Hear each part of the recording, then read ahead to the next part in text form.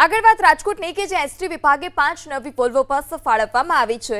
આજથી 3 દિવસ રાજકોટ ભુજ અને 2 બસ વડોદરા રૂટ પર દોડશે। નવી બસોનું flag off mayor doctor Nehal શુક્લના હસ્તે કરવામાં આવ્યું છે। રાજકોટથી ભુજનું ભાડું 715 રૂપિયા રહેશે। જો કે ટૂંક સમયમાં વધુ 6 નવી બસો પણ રાજકોટને મળશે।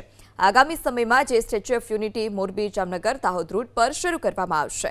રાજકોટ એસટીના ડેપો મેનેજરનું કહેવું છે કે ખાનગી બસોને પણ ટક્કર આપે તેવી એસટી વોલ્વો બસ છે।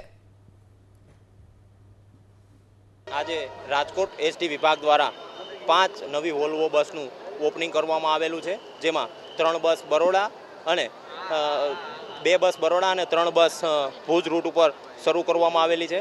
બરોડાનું ભાડું 803 તથા ભુજનું ભાડું 715 રૂપિયા રાખવામાં આવેલું છે।